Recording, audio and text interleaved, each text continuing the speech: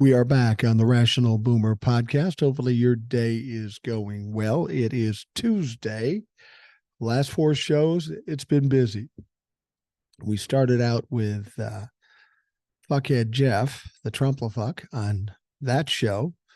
And then it was Ed on the next show.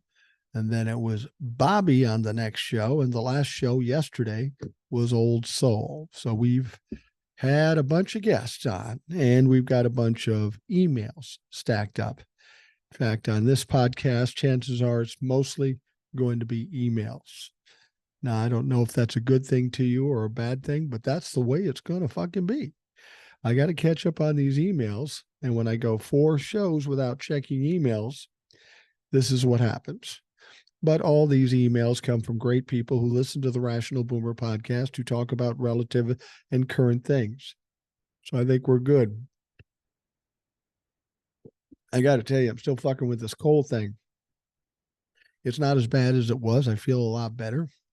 But I've got this throat thing, and it goes okay for a while. Then it catches up with me. I start coughing. And, you know, there's not much I can do about that. That's just the way it is. I will tell you this, though. Because of the congestion in my chest, I'm been sleeping sitting up. I'm sleeping right back there. That chair. This whole fucking thing's backwards. So there, sleeping sitting up in a recliner chair. And it's been going okay. Anyway, it's getting better. Hopefully, I'll be out of this sometime soon. I wanted to bring something up regarding Jeff HVAC 69, the guy who was on the podcast and we allegedly debated. I don't call it a debate. He was spewing bullshit, and I was trying to provide some facts, and it didn't end up being a debate. But, you know, Jeff's still insistent that he wants me in one of his lives, which I don't care. I was going through TikTok yesterday, and I came across one of his lives. So I said, I'm going to stop in there and see what's going on. So I hit the button. I was in his live, and I was watching him, and it was really fucking ridiculous. He's got the green screen with a picture of Donald Trump behind him, and he's just talking endlessly. He's not saying anything of any import. Doesn't have any facts or figures or anything substantive in what he's saying. He's just spewing shit. And I'm thinking to myself, if I go into that live, his live is going to go drastically different than what he's used to. But then I've been hearing from people who have been in his live where he said, he was saying he won the debate with me on the podcast. And well, I don't know if we decided on an official winner, but if we were to pick a winner, it wouldn't have been Jeff, because Jeff didn't do jack shit except end up agreeing with me in the end. That's what he fucking did. I'd say he lost, but you know, I don't really give a fuck. But it kind of annoys me that he's going out there. I see his live and it's just ridiculous. And then I hear he's talking that kind of shit. So he sends me an email yesterday actually. He says, well, I want you to come on my live. I said, I'll come on your live. I was in your live yesterday. But I didn't want to bother you because you were rambling so well that I thought I'd just let you go. And he said, oh, by the way, your moderators blocked me. You need to take that block off before you come on my live. I go, first of all, I don't know if the moderators blocked you. Were you in my live at some point? And he didn't answer that. And I said, well, the fact of the matter is, I saw your live today. I hit the button. I was in the live. If you were blocked or I was blocked, I wouldn't have been able to do that. So you maybe want to get your facts straight, unless you're trying to use that as an excuse. But I got to tell you, now that I heard he's telling people that he beat me, if I go in his live, it's going to be distinctively different than he was on my podcast. I was trying to be polite, and there are some people pissed off out there that that I wasn't hard enough on him, and maybe I wasn't. The first half hour, I was going kind of hard on him, and then I realized if I just do this for another half hour, it's pretty boring. Just me beating up um, um, this fucking clown. And but now that I know he's talking this shit, if I have occasion to talk to him again, there's going to be no limits. I'll just destroy this motherfucker because he's an idiot. He's got nothing. It's funny when he sent me the email, he was trying to tell me how big a deal he was by how many viewers he had on his live. Well, first of all, he was on for 4.5 hours, and it said he had 67,000 viewers. What he doesn't understand is every time somebody scrolls past it, they're counting that as a viewer. It's not a matter of how many viewers you got. What's the average time listening? Didn't mention that, oddly enough. So I'm kind of annoyed at this motherfucker. And at the same time, I don't really want to waste a lot of time with him because as interesting as it was doing that podcast, here's the weird thing. I'm getting tons and tons of people saying I can only listen 30 minutes. I can only listen 10 minutes. Don't do that again. And I had that in previous situations where I had a Trumplefuck on. That said, to date, right now, that is the most viewed and listened to podcast I have done. Well over, I don't know, well over 2,000 views on YouTube, and not quite twice as many views as my highest or listens on my podcast, but almost. People love a fucking train wreck, don't they? So if Jeff is listening, and I'm sure he's not because he doesn't have the time to listen to anything intelligent, keep talking, bitch. I will come to your live, but I won't be nearly as polite, and I will fucking bury you because I will talk longer, louder, and harder, and I will do everything I can to embarrass you. And after having that 1 hour, hour and a half experience with you on the podcast, I know who you are, I know what you are, and it ain't going to be a fucking problem. Anyhow, now, as I said, the bulk of this show, if not all this show, will be emails. I got a whole shitload of emails, and I make the promise that I will read all the emails and then respond to those emails. So let's do that.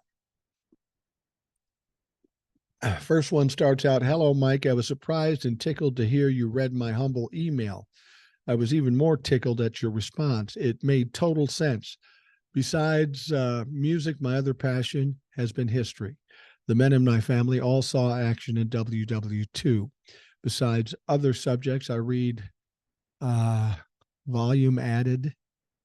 I don't know if that misprint or whatever, to my fears and attitudes. Today, you alleviated a holes on the war. The knowledge of those times and what happened then, I have a lot of that. Thanks, bro. What do you think of this juicy story from the Ukraine that all of Rudy's contacts to get to the Bidens are convicted of treason for espionage, taking millions from the Russian disinformation program and their collusion with the Russian spies? The story about the connection between the Hunter and Burisma is a fabrication. Juicy. Thanks again, Z-Man. Well, I'm not surprised by it. As much as Donald Trump will want to say, oh, Russia, Russia, Russia, there is no collusion. There's plenty of collusion, all kinds of collusion. You've got Mike Flynn, you've got Rudy Giuliani, you've got Lev Parnas, you've got all these people that were dealing with Russia for Donald Trump. So this is some of the stuff that's going to be coming out. You know, when these court cases first start, there's going to be a lot of evidence that we've never heard before, and a lot of this shit will be exposed.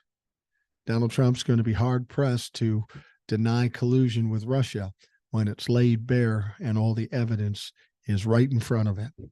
He'll still deny it, of course, because he's a fucking weirdo, but he's going to have trouble talking his way out of this shit. Next one. Hi, Boomer. I tried to listen, but just couldn't. After Jeff's first couple of answers, I just couldn't listen anymore. Just the same baseless, stupid stuff turned it off. Sorry, best garage door Jeff. I get it, Jeff. I would have trouble listening to it too. I had trouble listening to it and I was doing it. It is the same old shit. That talk with him was no different than any other Trumplefuck I've ever talked to. They deal in rhetoric and bullshit and no facts. I don't blame you for turning it off, but I appreciate the fact that you gave it a shot. Next email goes like this. Oh my God, I'm 17 minutes into this podcast and my brain is about to explode. This guy, Jeff, is so fucking annoying and so fucking stupid. It hurts my head. He is an absolute typical Trumplefuck with the use of an occasional 3 to 4 syllable word thrown in to try to sound intelligent. He used extrapolate numerous times. Seriously, I'm chewing Advil like candy, but this is like a car wreck and I can't shut it off. Everything he spewed was incorrect. It was infuriating listening to his stupidity. He tried, like most Republicans, to rewrite history. I was writing down every topic or bullet point he was blatantly incorrect about, but I figured I don't need to do this. You can handle your own battle. It's just made me so mad when he would say something false. You would point it out and he would talk over you. I swear they all behave the same way in the same playbook. I did disagree with you about one thing. He's not an agreeable guy. He's not likable. He's an idiot. He's a cult follower. I thank God for your potty break because when you came back, he was much less annoying. My head finally stopped hurting. Well, when I say he's an agreeable guy, I didn't say I liked him. I'm saying he was a little deferential. When I did go after him, he backed down real quick. Oh, no, I'm sorry. And I wasn't expecting that out of a Trumplefuck. So in that sense, he was a little more easygoing, a little more civil than some of them I've dealt with. Don't like the guy. He is an idiot. He's a cult follower. I told him he's a dipshit, and he is a dipshit. The potty break thing, he did calm down, and I'll tell you why. After we took the break, I looked at him. I said, when we come back here, we're going to pull this back a little bit. It's not going to be so fast and furious. And there's a few reasons I wanted to do that. Because of my throat situation, if I start going off in a rant and I'm going after him, that's just going to cause me to cough more. I don't want to do that. So, and I also thought that it's going to be hard to listen to if I just pound on this fucker for a full hour and a half. I want his words to get out there because just by virtue of his words getting out, he discredits himself. So I pulled it back a little bit. I told him to pull it back and he kind of wanted to too. I'm not surprised because I was going pretty hard at him at first. Not as hard as I should have. I'll admit that. But he seemed a little more intelligent than some Trumplefucks I dealt with. And I just wanted to see if we can pull something out of him and straighten him out. Toward the end of the show, he did start agreeing with some things I said, which I found kind of interesting. But there's a little trick in this too. And I'll tell you why I did this. It's a trick I learned a long time ago. If you're in an argument with somebody, if you're mad with somebody, initially you go after them hard. You just fucking bury them real hard. You go after them hard. And then when you take a break or you come back, they're expecting more of the same. Okay. Except if you don't give them more of the same and you act decent and friendly or friendlier, here's what they do. They're so concerned and anticipating getting hammered again, they will do anything you want to appease you so they don't have to deal with that shit again. A lot of people aren't confrontational. I personally enjoy a little confrontation now and again. So by going after him hard the first time and then pulling back in the second half, that's why he became more agreeable. He didn't want more of that shit, so he was willing to do whatever it took to avoid that. That said, still a fucking idiot, still a clown, and I'm not surprised that he's going around saying, oh yeah, I beat Mike. Okay. Okay, motherfucker. I'm not going to have you on the show again because I did you a favor by putting you on this show. You've got no platform. You come here on the show, you've got a platform. And he sent me a note and he said, well, it looks like your show did better than most of your other shows. And I said, yeah, well, people like train wrecks. But he was like trying to take credit for it. And I explained to him, I said, people didn't come to listen to this to hear what you have to say or even consider what you have to say. They came here to listen to this, to listen to me kick your ass. That's what they came for. You were just the stooge that happened to fall into the trap. I don't think he liked that. But what the hell? Then the emailer goes on, nope, it didn't last. He started spewing shit about Biden, NATO, blah, blah, blah. The headache is back. This is your show, so you can do what you want, but I prefer the normal guests that are listeners. I will not listen to his live, even with you on it, as I cannot stomach another dose of bullshit. I get it. I get it. All this being said, he was at least polite. Yes, he was polite. That is the only nice thing I can say about him. I enjoyed you and your responses, but as a person that despises liars and idiots, I don't ever want to listen to Jeff again. Thanks for everything you do. And as always, hugs, Deb. P.S. You mentioned last time I wrote that you didn't know which Deb this was, as there was more than one. I've never heard you say Deb, just Debbie or Deborah. If you do have other Debs, then I can add my last two initials, DZ, or from Delaware, although that sounds like a porn handle. Well, whatever. No, Deb. Yeah, actually put the DZ in and then I'll know it's a different one. But I appreciate your writing. I understand what you're saying, and I don't disagree with you at all. All right, the next email. Hi, Mike. I'm looking forward to your podcast with the Trump-LaFuck Jeff. Apparently, you hadn't listened to it at the point you sent this email. It's really not going to be a contest without looking into him. I can tell he's probably going to be just like all the others. You're absolutely right. I wouldn't be surprised if after you destroy him on the podcast, he doesn't invite you to his live. If he doesn't chicken out, I hope you record the live so those of us who might miss it can hear you embarrass him on his platform. Yeah, if we did it, I would record it and I would run it again just for posterity's sake, if nothing else. He is inviting me to his live, but again, he's telling me that my moderators blocked him, and I don't see that to be the case, unless he was in a live sometime back, one of my lives, and they blocked him. But as I said, I went to his live today. I hit the button. I entered the room. I was there. I even made a few comments. So I don't think being blocked for him or me is an issue. I don't know if that's an excuse or he's just stupid or what, but don't worry. I can come into your live anytime you want, and I'll be happy to fucking destroy you. See, I'm pissed now. He's going around telling everybody that he beat me. Well, we'll have to straighten that shit out. I'm not even going to say I beat you. I'm just going to kick your ass again. That's all I'll do. The Supreme Court's self-imposed code of ethics is a little too late. After the Democrats take control in 2024, they need to expand the court and pass a code of ethics law that includes some sort of referral for impeachment. If we don't expand the court before we pass the ethics law, then I fully expect this current court to declare it unconstitutional.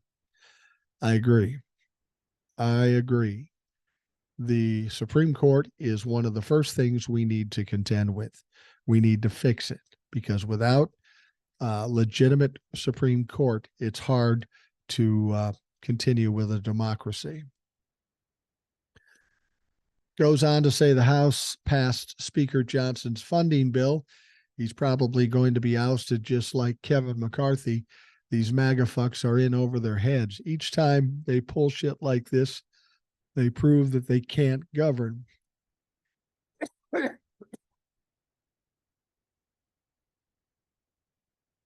None of this makes Biden or the Democrats look bad. If they oust him, how long until we get another speaker? Another 3 weeks or maybe 6? They'll probably piss away the time this spot. I think after the 2024 election, the Democrats need to either pass a law or try to get an amendment on the ballot that basically ends both the debt ceiling and these funding deadlines. I say remove the debt ceiling completely, as it's ridiculous, and make it so if Congress doesn't pass a new spending measure, the previous spending levels continue until they do. That shouldn't be hard. I agree with you. That's a good suggestion. Lastly, I was thinking about all the money spent on political ads every cycle. I wonder how many more elections before the spending falls off. I don't know how much good the ads are actually doing besides pissing people off on both sides. I don't see most ads unless they creep into a platform like YouTube. I haven't had any sort of cable or satellite for 10 years. More and more millennials and younger are opting for streaming, and I know I'll gladly pay extra for no ads. I try to avoid any sites that have tons of ads. With baby boomers and silent generation dying off, how long will these ads be? How long before they're a thing of the past? Actually, I think I read that one before. That's from Eric, and I agree with you. The media, advertising, it's all changing. It's all changing, and the idea of spending millions or billions of dollars on ads on network television are pointless now at this point. They're losing viewers on cable news and local news and network news. The future of advertising will be the podcast and the social media platforms. All right, the next email. Your debate with Jeff was incredible. Yeah, I'm not so sure it was incredible, but it was interesting. You stayed firm, quiet, calm. He, on the other hand, did everything you predicted. He talked faster and louder, interrupted and spouted all the bullshit we hear Trumpers say on the news when they get interviewed. He's willfully ignorant and does not want to hear what you or anyone has to say. Could not really cite his news sources because he has no basis for his belief except cultism. Yeah, he was telling me his source was Google. I go, Google's not a source. Who do you go to? And he would never answer the question.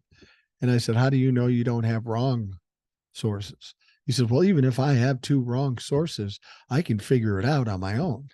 Clearly you can't, motherfucker. I'm going to tell you what the deal with Jeff is. It's all performative with Jeff. He's only worried about how many viewers, how many followers he gets. He doesn't say anything of importance. He doesn't say anything substantive. He's just ranting and raving. He's trying to play a carnival barker and trying to draw an audience with rhetoric. He saw it work with Donald Trump. He thinks it's going to work with him. Well, I'm sorry, Jeff. You're not Donald Trump, and you should thank your lucky stars you're not. But you couldn't draw fucking flies.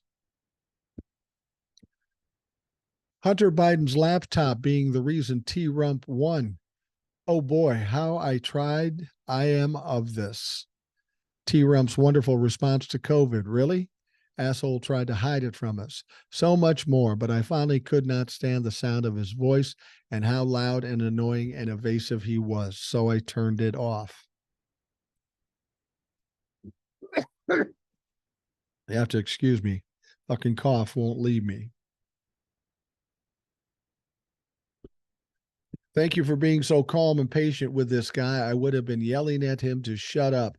I really appreciate your telling everyone that while you disagree, you don't hate this person. You're kind and thoughtful. Well, I don't know if I'm kind and thoughtful. I just thought he was better, more polite than most Trump fucks. I can't say I like him. I know I don't like the motherfucker. It's sad that your truth was going up against a brick wall. The more these folks are exposed, hopefully the more people will see how they can understand why T-Rump is a clear and present danger to us all. Sincerely, Judy, Crazy Cat Mom, Oregon. Well, Judy, I knew that going into this. I knew I wasn't going to teach him anything. I wasn't going to convert him. I wasn't bringing him on the show to try to change his mind. I knew that was not possible. What I was trying to do is put him in his place because he's running around saying he's the greatest debater. Now, I don't suggest I'm the greatest debater. I'm not. But I knew I was better than this motherfucker. I wanted him to show me how great a debater he was. And much like Donald Trump and all the other Republicans, he fucking failed. Anyhow, next email goes like this. Boomer, I usually do not send emails to creators, but I had to comment on your podcast with Jeff, aka the greatest debater, LOL. The two takeaways I had from your podcast were he definitely had his Trump playbook handy. Yeah, no question. Number two, like Trump, he has an overinflated sense of self-worth. Yikes. I was a little disappointed you didn't bring up Trump's latest Hitler speeches and get his take on them. Overall, it's no wonder he does not have the following you do. For a little levity, I don't know if you have seen any memes from the Dump Trump channel. If not, check it out. The creator or creators are brilliant, and I share many of them. Keep up your common sense podcast. I'm nodding my head and have a like mind. Take care, Pat. Let me tell you something about, I kind of felt sorry for Jeff a little bit too, because he was really excited about doing this podcast. And I don't think he really cared whether he was going to get his ass kicked or not. He found that he could be on a platform with a lot more people than he's used to, and he could put on his performance and try to get all the people to follow him. I guarantee you, nobody listening to that podcast is following Jeff right now. But I felt sorry for this guy, kind of. 38 years old. His birthday, I think, is today, as a matter of fact. 38 years old. He was doing the podcast in his HVAC van. That's why it was so dark. When I first saw him, I go, what are you, in a fucking bomb shelter or what? But he was in his van. And now the reason he was in his van, he told me, was because his roommate was sleeping and he had to get up at 10 or 11 o'clock and I have to go wake him up. So here's a guy, 38 years old, got a job apparently, but lives in an apartment with a roommate, and that's all he's got in his life. Not surprising. Not too many women want to get involved with some dumb fuck that isn't worth shit. All right, next email. Good morning, Mike. I thoroughly enjoyed the podcast this morning with the Trumplefuck. He was annoying as annoying could be, and listening to his blatant lies and stupidity raised my blood pressure a few times. LOL. The scary part of all this is that there are so many cult members that think the same way. The fact that he defends the traitor, criminal, wannabe dictator is an embarrassment. They are as blind can be. They refuse to see any logic at all. They have no common sense. Listening to that Trumplefuck spew his lies makes me crazy. And she didn't put crazy. She put what I presume is a crazy emoji. I'm not sure which magazine it was, but there was a recent publishing that Trump endangers the world. The whole world is in danger of this maniac stealing the presidency back. Our country is a circus full of useful idiots and crazy Karens. Have a great day. Deborah, California, Southern California. You're right. Donald Trump is a clear and present danger in this country. And I will tell you this, leaders all around this country, all around this world, I should say, are scared to death at the prospect of Donald Trump being president again. They know it's going to hurt getting help from the United States, like in the case with Ukraine. They know that trade is going to be almost impossible. We know there's going to be tariffs, which have been nothing but a failure for Donald Trump and this country. It cost us money, not China. And they're afraid about the possibility of war or having America pull out of NATO.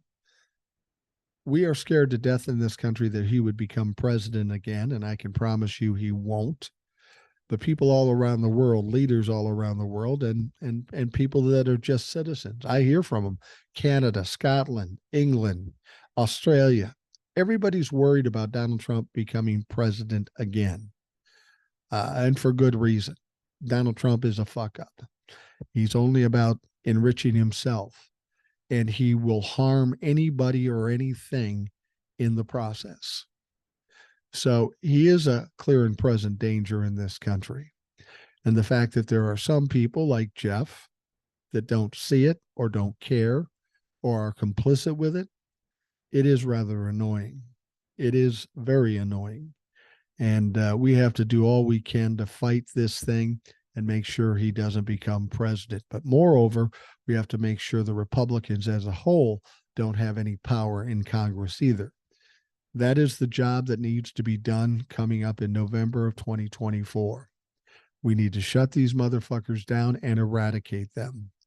They'll still be a problem when they're not in power, but at least we can get some things done without them gumming up the works, being obstructionists, because that's who the fuck they are. So the country is concerned, the world is concerned, and I'll just reiterate what I've always said. There is no way in my mind that I can reconcile the idea that Donald Trump would win the presidency.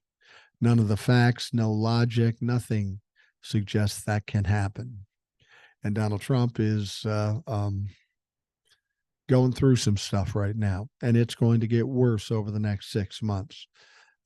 They just had this hearing in the appeals court about the gag order from Judge Engoron. No, Judge Chutkan. And I heard some of the audio from the hearing, and I can tell you probably what's going to happen here. But probably what's going to happen is that they're going to uphold the gag order. They might narrow it or try to tweak it or something. So the gag order will stay. Donald Trump will certainly violate it, but Donald Trump may then appeal it to the Supreme Court. Now, you might think that because Donald Trump has appealed it, that they will go his way. And I don't think that's the case. It's too obvious. It would look ridiculous if they allowed it. So I doubt they will. But in the process between this appeals court deciding and the Supreme Court, I would suggest to the Judge Chutkan, don't put a stay on his gag order.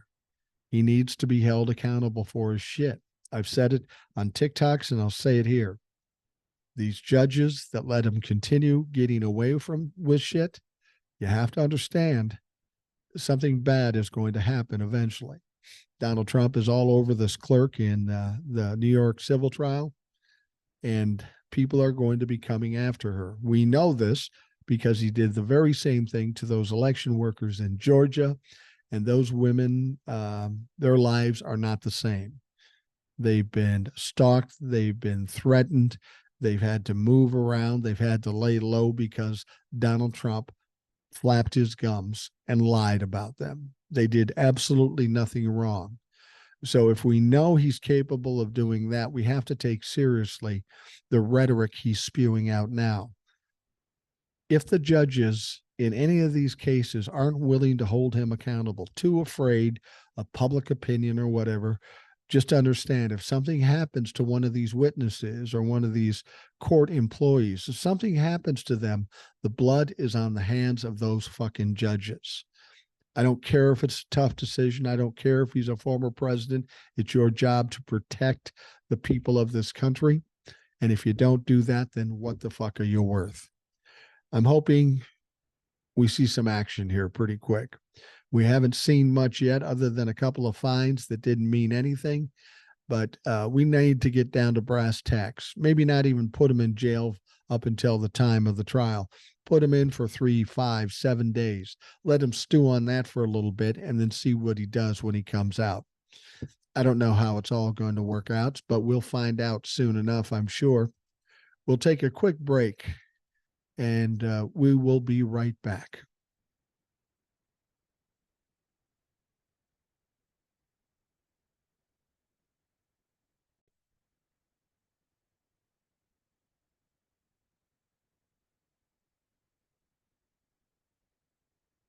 All right, we are back on the Rational Boomer podcast.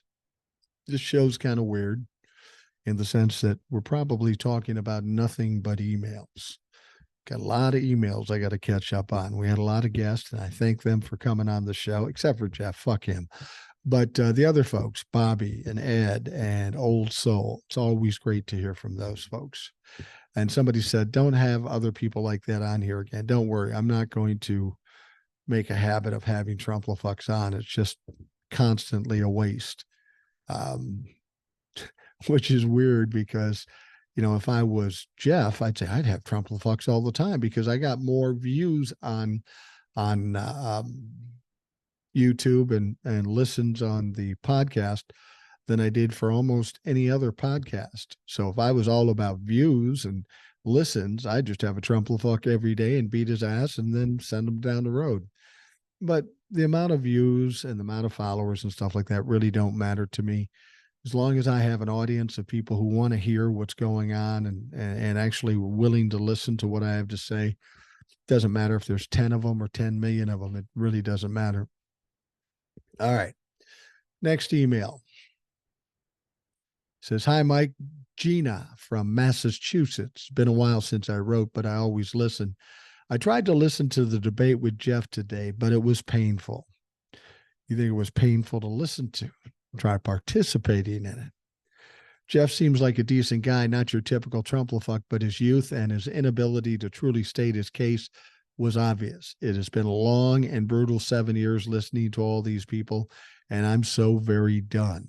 They don't state facts because if they did, I think they would realize how truly crazy they sound. All I know is there is not a reason in the world besides the total ignorance that anyone should support 45. But if at this point, and I say this directly to Jeff, if you still support him, then you support hate, racism, misogyny, cruelty, greed, fascism, anti-Semitism, and the total destruction of our Constitution. Words are cheap, and that is all the orange turd is full of cheap and harmful words. Wake up. This, of course, is my opinion of what I heard, but in my soul, I believe the next election will either raise us to be a better country for all or send us into the abyss of hate and fascism. I choose the first option for my child and all the children to come. Keep talking. Best, Gina. Well, thank you, Gina. I feel pretty confident about what's going to happen in the next election. I'm not that worried about it. Nobody with any common sense or logic would suggest that Donald Trump has a prayer in 2024. But there's still people that believe, and it's not just Republicans, it's Democrats out there that are believing the bullshit. Anytime you hear something about polls or how Donald Trump is doing well here or doing well there, understand what it is. It's simply Republican messaging. They're known for this. Disinformation, Russian trolls, all those sorts of things. They bring this stuff up into the narrative, and some people will buy it. Mostly the base of Donald Trump's, but we get Democrats too that get nervous about it. Understand, this is what bullies do. They walk up to you, look in your face, and say, if you don't run away, I'm going to kick your ass. And they're hoping to God that you run away because they aren't tough in the first place. Now, there are those people that will slap the taste out of their mouth, and there are those people that will believe it or think it's too much of a risk and will run away. You can't be those people anymore. We've got too much to lose and too much to gain if we win. So don't listen to the bullshit. Don't listen to the narrative. Don't listen to any bullies. They don't know shit and they're wrong all the time. The next one comes from Jeff from the sane part of Ohio. Hey, Mike, real simple. That dude on Friday's show is the very reason why Trump was and still is dangerous to this country. Jeff from the sane part of Ohio. Couldn't agree more. All right. This next one comes from Roy. Hi, Mike. You just made out of iron. You must be made out of iron. Sitting here with COVID and listening to your so-called debate. Well, Roy, I don't have COVID. I've been tested for that. I have a fucking cold. Compliments of the cutest 3-year-old you've ever fucking seen. I got it from my granddaughter. And then my wife got it. And we aren't bitching because my granddaughter could have Ebola and I'd still be hugging and kissing her. He goes on to say, if having COVID isn't enough, I actually listened to the whole fiasco. After listening, my only choices were taking more antiviral meds or shooting myself. Best regards, Roy. I have to presume you took the meds as opposed to the other option. Otherwise, you wouldn't be writing. Thanks, Roy. You always brighten my day. All right, the next one. Hey, RB, the podcast with Jeff was informative and solidified my accurate conclusion that seemingly bright people can have vastly false narratives based on kernels of twisted facts and pure lies. Now, wait a minute. You said that seemingly bright people. Now, I'm no genius, but I wouldn't classify Jeff as bright. He's not bright. He goes on to say, wanting to give Jeff a chance based on his views was hard since I have a bias towards Trump humpers. I did give him a chance, but he lost me early when he said Biden was not duly elected. Everything after that was predictable. Too bad, since Jeff seemingly has some human empathy and politeness and doesn't know, or he does know, he's in a cult. Good show. P.S. Maybe if time and desire permits, when you meet up with Ed, you guys can do a live cast in person. Matt R., Southwest San Antonio, Texas. Yeah, I could do a live thing with Ed if he's be willing to do it. He might be. I think he would have to have 1,000 followers. I'm pretty sure he does. Yeah, that might be worth talking about. It's tough to nail down Ed sometimes, though. We usually talk on the same day at the same time every week, if he's available or I'm available. I don't know if I'd get him at night and do a live with me. I mean, we could try it, but I think on TikTok, he likes to keep it more the stories and stuff. He lives in Tennessee in an all red town, and he doesn't want to encourage people to get mad at him. And I understand that. Thankfully, I don't give a shit. Mike, maybe you can help me understand what is going on with the on again, off again gag orders.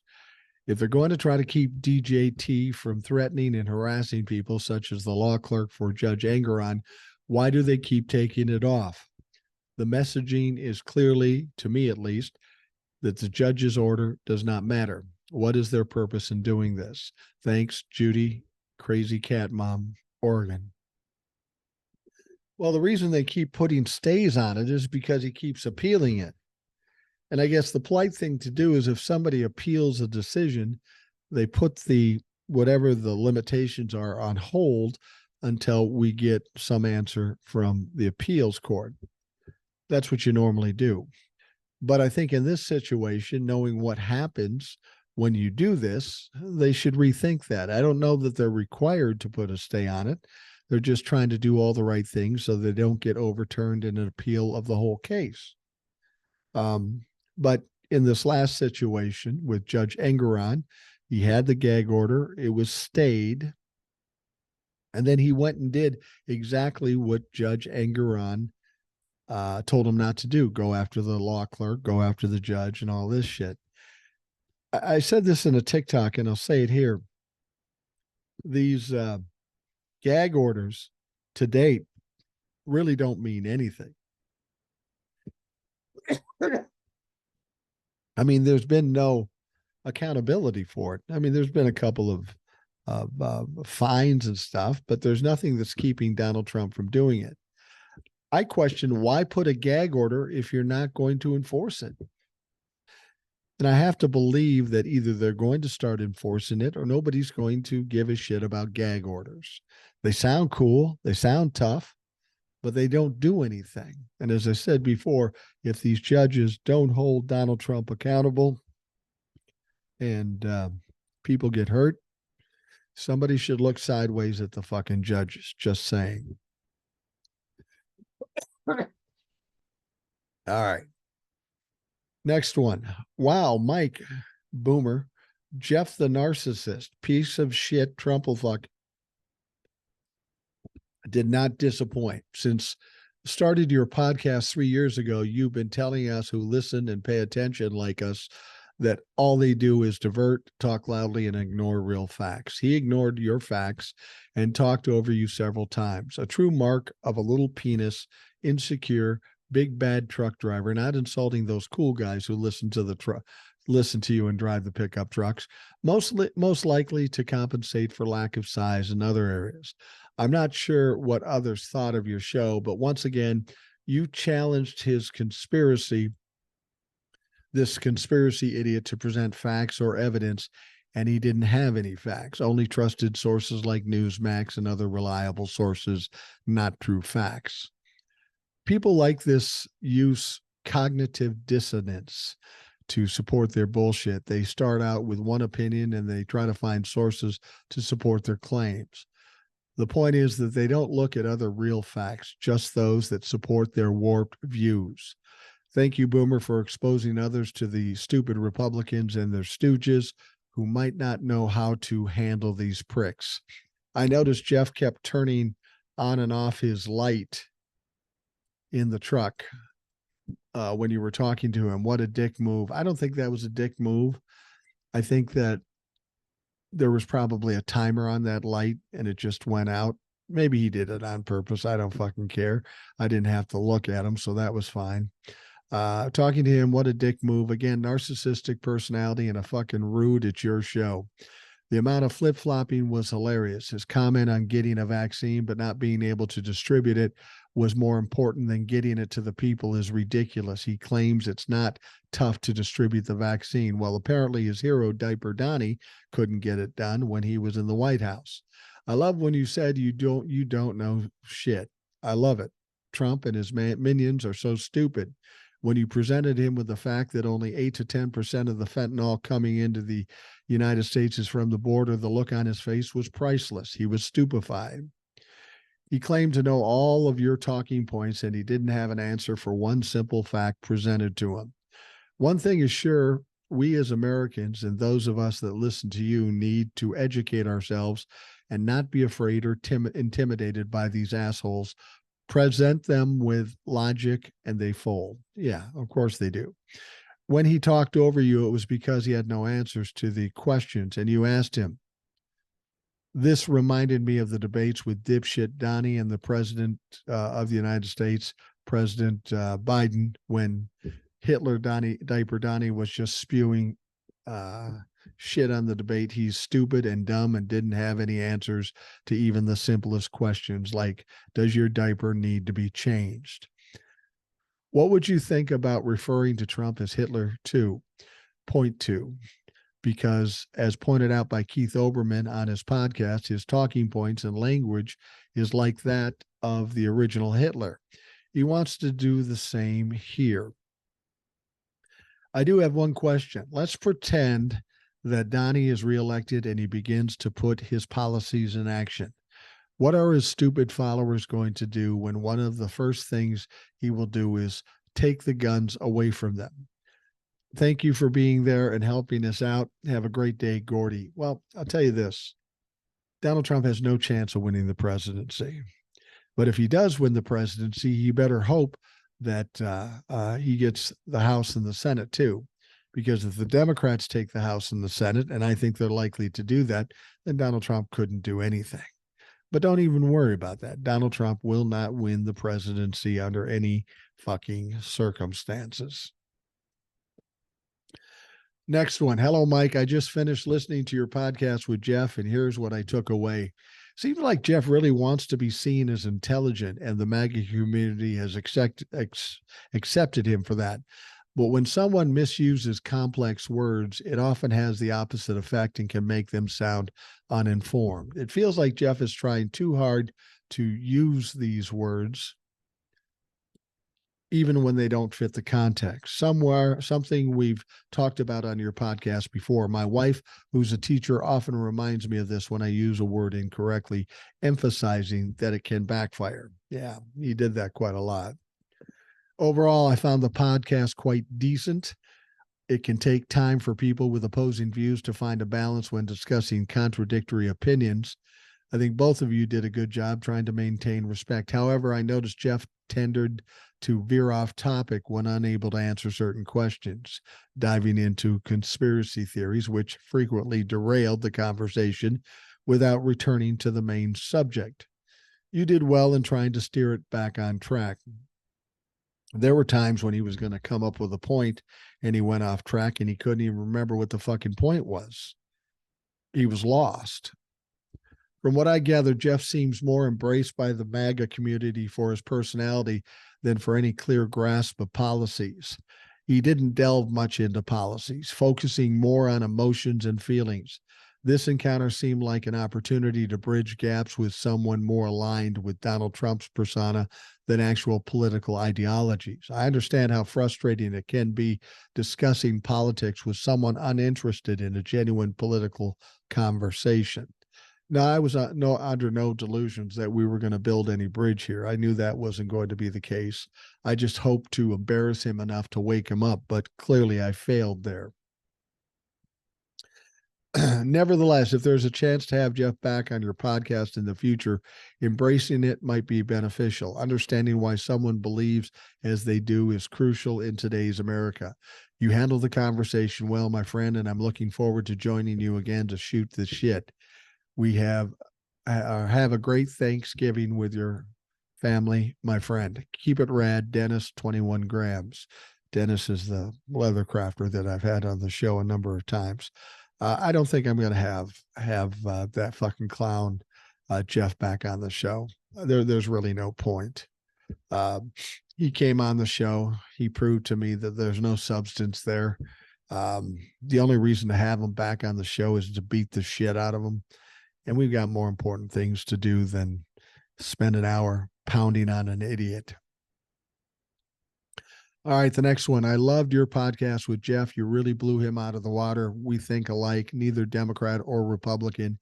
When you get a chance, email me. I want to discuss something else with you that has nothing to do with politics. That's ominous. By the way, I was born in 41, a totally different generation. Jack. Yeah, it's a totally different generation. My folks were born in 1940. I was born in 1960. Now, I don't know what else you want to talk about. But anytime somebody says, I got something else I want to talk to you about, other than the politics or the podcast, makes me think Amway. I'm kidding, Jack. I'm just fucking with you here. Sure, just let me know what your email is and I'll send you an email. Hey, Boomer, I was looking forward to today's podcast and I wasn't disappointed. Jeff was acting like the Trumplefuck that he is at the beginning and started coming out of his ass with some quackanon conspiracy bullshit. And at least when you asked Jeff questions and when he wasn't really answering your questions, you didn't let him off the hook. I swear he listens through his asshole sometimes. And I liked it that you didn't let him try to bully you on the podcast because I knew you weren't going to have any of it. I loved it at the end of the podcast. You all showed respect for each other and you invited him back whenever he wanted to come back. This was more of a conversation. It was, and I was being polite there. After thinking about it and hearing about his little escapades in his recent live, he ain't coming back. He's not invited back. He's not welcome back. I have nothing to gain by putting him on this show.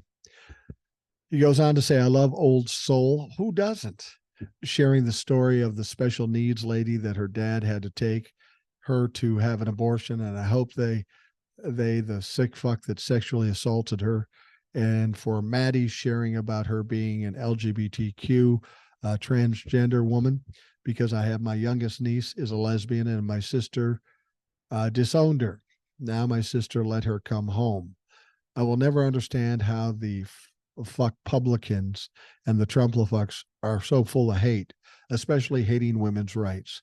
I'm going to DM you a video on Instagram of what should happen to men and women that don't believe in women's rights. Fuck the MS-45 crime family. George Santos is a fucking fruitcake. Fuck those polls. Fuck MTG. Fuck Matt Gaetz. And Mike Johnson deserves a foot in his ass for having his son be his accountability partner because he's probably watching gay porn. Mike Johnson will get exposed. MAGA equals make assholes go away. And Triple D is supremely fucked. Have a good weekend. Gene in Southern California. That was a mouthful, and I agree with you.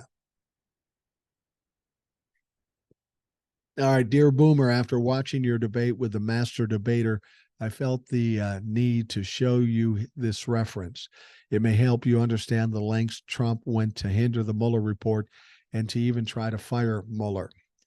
The constant public and private attacks on him and the reason Mueller never recommended Trump being prosecuted, it is well worth knowing while you debate anyone who calls it a witch hunt. Or you can just pop into Google Mueller's full testimony before the House Judicial Committee. It was almost 4 hours long, but it is exceptional viewing. It emphasizes that Mueller was a dyed-in-the-wool Republican, a decorated military man, and a public prosecutor. He is an honest person who plainly states Trump was obstructing justice, convicted 5 of Trump's campaign managers and lawyers, and wrote to Bill Barr about the misrepresentation of the report that he'd put out when he published it. Mueller felt, as a dyed-in-the-wool Republican, that he could not indict a sitting president or the congressman named in the report as complacent to obstruction. This is really good evidence against a witch hunt and shows both sides of the debate, but the last hour is the most important to show Mueller's opinion. He does his best in this committee to be as uncontroversial as possible, referring to questions back to the report, but he makes his findings clear. I do believe Barr did not release the finding pages of the report when he initially released it precisely for these reasons, to be able to deny wrongdoing for Trump and to confuse the issue, as did Mueller in his letter to Barr.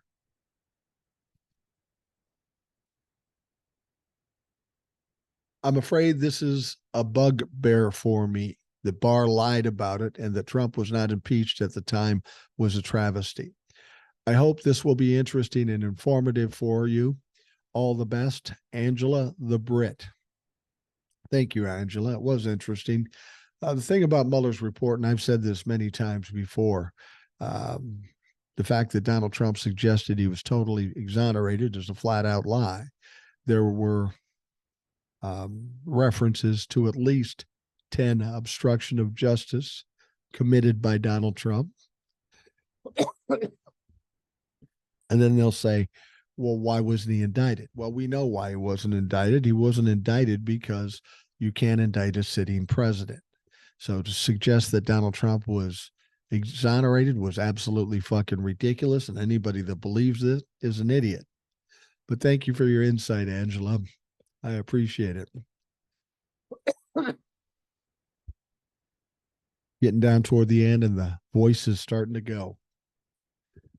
Hi, Mike. Your debate with Trump-LaFuck Jeff went about as expected. You asked him for sources. Of course, he had none. It was clear his main source for anything was Dirty Diaper Donnie. His ability to simultaneously believe two opposite things is amazing. He dodged most of your questions, and I wouldn't be surprised if you thought he somehow won. Well, apparently he does. Donald Trump has been talking for months about Judge Engoron. He keeps saying that Engoron has been overturned on appeals countless times in the Donald Trump's case. Finally, Trump actually temporarily won an appeal. The gag order in the fraud case is overturned pending a ruling from the full appeals court, which happened yesterday. There is no doubt in my mind that it will be reinstated. However, Donnie proved exactly why these orders are important and why he can't be trusted to control his own speech. The same day it got lifted, he went on a tirade about the judge, Letitia James, and the clerk. If he had any sense at all, he would have at least waited until after the full court heard the appeal, because now he has given Letitia James even more evidence to prove why these gag orders are necessary. Donnie Trump's not a bright man. He's trying to show he's a tough guy. So once they took it off, he had to go say something, even if it worked against him. Donald Trump thinks he can talk his way out of anything, thinks he's more powerful than anybody. Well, he's going to find out soon enough that that's just not the case. The judge in Colorado ruled that Trump did not engage in an insurrection. Or did, let me correct that. The judge in Colorado ruled that Trump did engage in an insurrection. She gave a BS answer about why he should still be on the ballot. I'd like to see the Trump-lefucks spin this as good for Trump and how it proves that the January 6 rioters and Trump himself aren't insurrectionists. Yeah, she basically said that because it didn't specify the president, the 14th Amendment didn't apply to him. And I think most people with any sense think that's ridiculous. But I think they believe it's part of a plan, knowing that regardless of what happened, it would be appealed. So now the prosecution will appeal it to the next court, and it's likely they will overturn what this judge said. The important thing is she identified this as Donald Trump actually committing the crime. What she's going to be looking for is somebody taking a look at the rest of the wording to prove that it does involve a president. So I think there's a little bit of a game going on here. I think ultimately Donald Trump may be taken off the ballot in Colorado. This is certainly not over. And the way it turned out wasn't the best possible outcome, but it was pretty good with her acknowledging that he was criminally culpable for the insurrection. He goes on to say, ultimately, I think this still ends up before the Supreme Court. I still don't expect him to be the nominee. However, it would be preferable to have him officially barred so that there's no question going into the election that he's not going to be president. While we know not to trust polls, I'm concerned that the polls and the media hyping these polls will discourage people from voting for Biden. We need people to keep turning out and supporting Biden as well as the down ballot races. Thanks, Eric. I agree with you. But, this kind of shit was going on in 2022, 2020 also. And people were concerned about the same things, that they would be discouraged to go out if they thought Donald Trump had won it anyway. This was happening in 2020. And what happened? An unprecedented amount of people came out to vote. The big issue here is fear. And people are fearful that Donald Trump will be president. They will go out of their way and do absolutely anything to vote to make sure he's not going to be in office. All right, the next one. Good evening, Mike. I just had a very interesting phone visit with my brother and his wife. They called me to ask how I was doing in regards to the events in Israel. My sister-in-law has been posting the posters with photos of the people held hostage by Hamas and changed her profile picture to an image of I Stand with Israel. I appreciate all of that. I also changed my profile picture to that shortly after the war began, but changed it back to stand up to Jewish hate, partly because there are people on the internet who can get my personal information and could, if they choose, to target me. I am Jewish and outspoken on some private groups about my feelings and aspirations for 45. My sister-in-law was raised Catholic, but she still married my Jewish brother, supports causes important to us. I remember when my brother and parents explained to me what it means to pass for white, telling me that we're only technically white. He is 6+ years older than I am, and I got called a sawed-off Jew by kids at school. We were the only Jews in the area, and I trotted my menorah to grade school every year to explain what Hanukkah is. Well, the years have passed, and I actually thought that was behind us, and the world had, for lack of better word, grown up. How wrong I was. Wow. We talked about Elon Musk endorsing some on X, saying that Jews have for years stoked hate against white people. Where am I going with all of this? I had a hard time telling them how I feel because I'm not sure. I do not want civilians hurt. I don't want people to die. I believe Israel should exist. I do not believe in Zionism. I've heard that Palestinians are treated terribly by Israelis. Hamas is not the Palestinian people. We need to eliminate Hamas, and there are innocent people in the middle. Overall, I'm incredibly sad. Other than children, I don't think anyone is blameless. In Israel, I would not even be considered a Jew because I was born and raised Reform, the least restrictive form of Jewish observance. Meanwhile, here in the U.S., record numbers of Jews are buying guns and getting training in their use. Synagogues are ramping up security. We're not safe anymore. My friend who lives in California near the southern border plays bass. And Friday night at his gig, he happened to wear his tie-dye T-shirt with a Jewish star on it. One of the bar patrons asked him, "Why are you wearing a Target?" "I no longer feel totally safe." Diaper Donnie Dumpster Fire opened the door to people being as ugly as he is. I hope that once he was gone, it might die down and people would start being more civil to each other. But it's only gotten louder. Hearing our new Speaker of the House talk about how Americans deserve God's wrath and that the founding fathers didn't mean actual separation of church and state for the church to not intrude on governing. No, no, no. We all misunderstood. It was the exact opposite. What the fuck? Separation of church and state was totally intended to keep the church out of our government. That's part of why the first British to settle here came over in the first place. He's not alone in that. Lauren Bobblehead said not long ago, "I'm tired of all this separation of church and state," as if it was something relatively new. Well, maybe to her. Consider the source. How many times did she fail the GED test? What I'm getting at is that I see and hear people who are trying to change the meaning of things we already understand and have for a long time. And I see it as being pervasive and dangerous. Off topic, what, if anything, do you know about large numbers of Chinese nationals crossing into the U.S. through Mexico? Another topic my brother and sister-in-law brought up.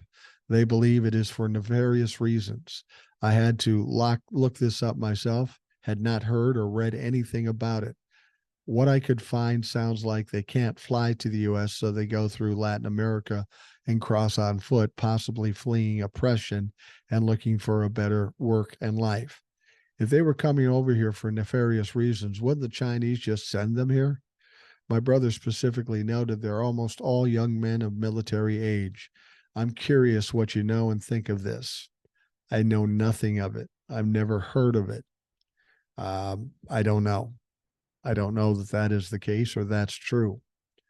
But I don't think if China was going to try to hurt America, they'd send military men into the state in drips and drabs to try to take over the country.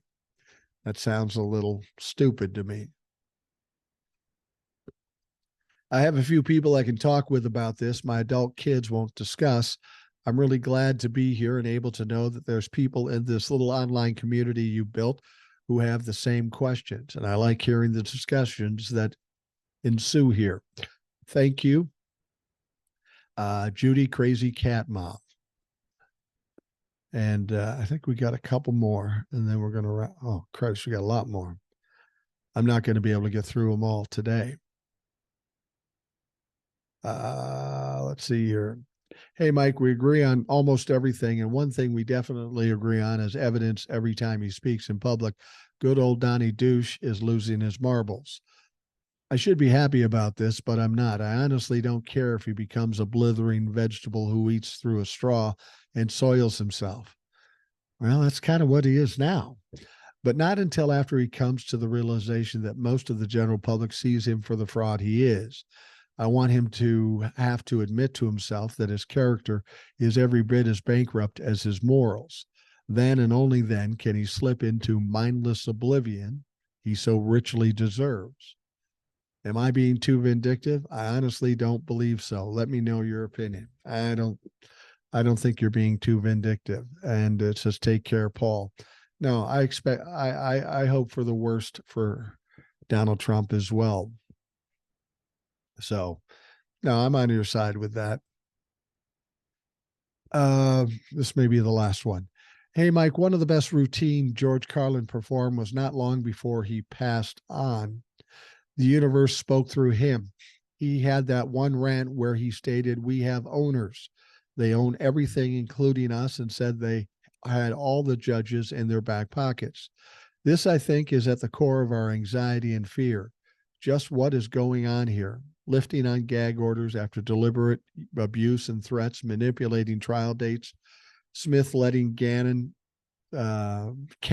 actually, getting away with her crap, etc.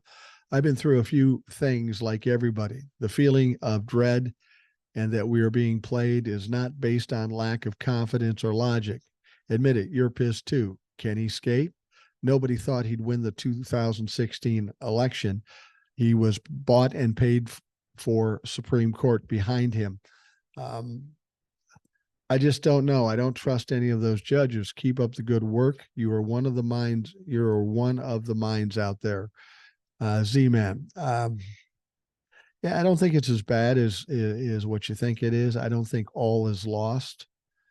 I think the fact that he won the 2016 election isn't have any bearing on anything else that's going on right now. That's the last thing he's won. Everything else he's ever done, he's lost. Elections, appeals, all this shit. Now, it's taken too long for most people, but Donald Trump is going down the shitter. I fucking guarantee you. All right. Hi, Boomer. You could tell from her first hello that Old Soul is now 100% comfortable on the show, and we are the beneficiaries. I know I'm going to get a big dose of insight and humor when she's on.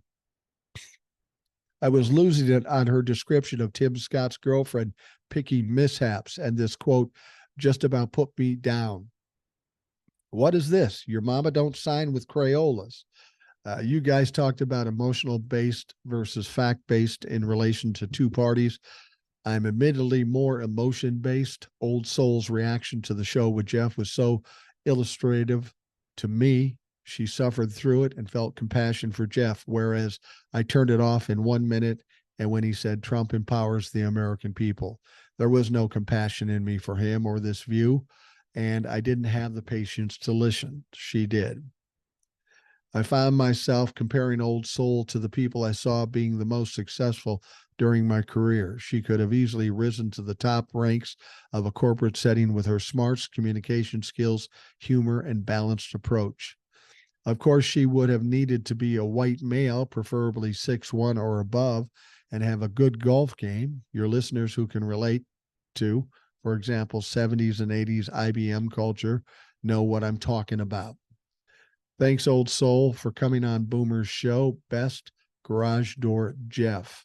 P.S. I found her observations re the roots of the Republicans infighting very interesting and helpful.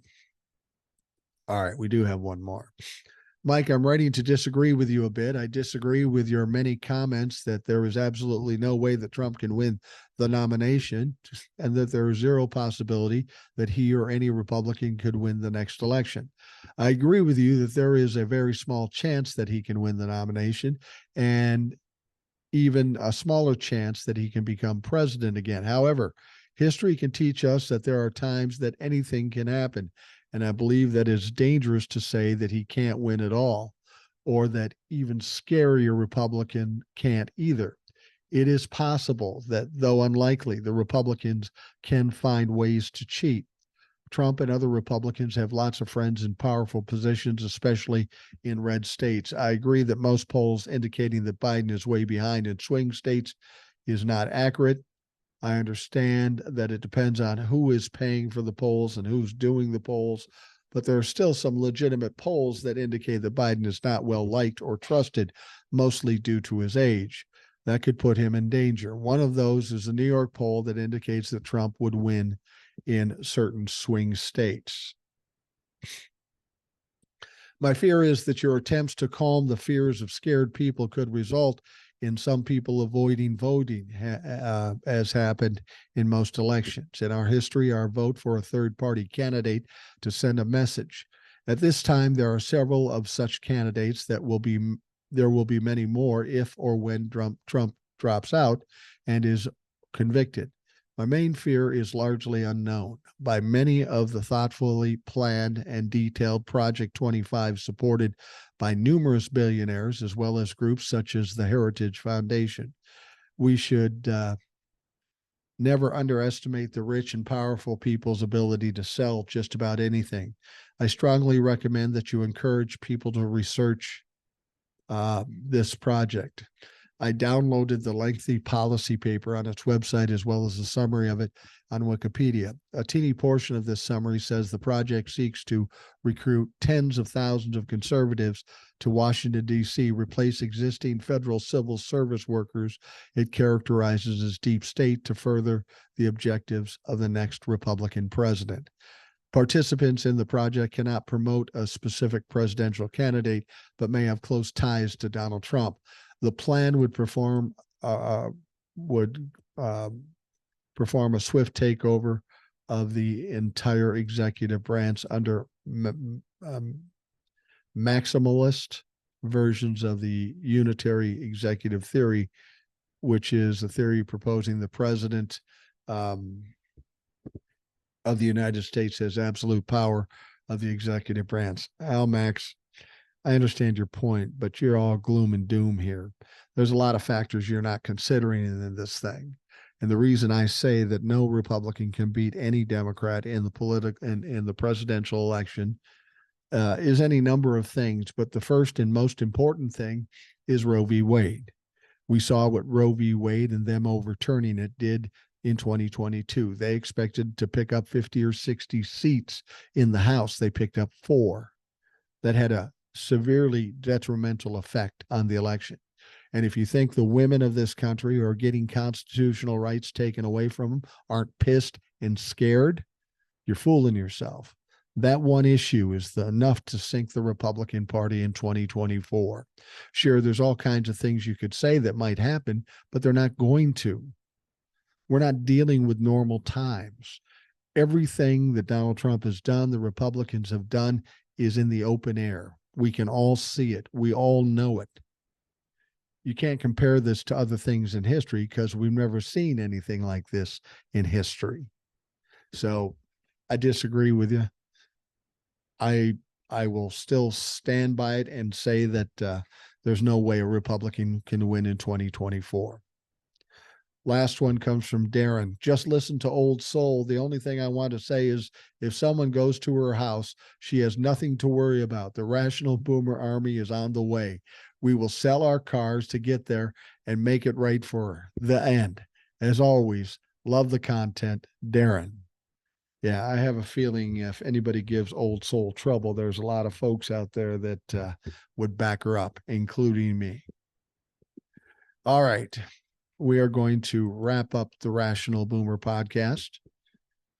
I thank you very much for spending the time to listen. I hope you have a great day. And of course, we will talk to you again tomorrow.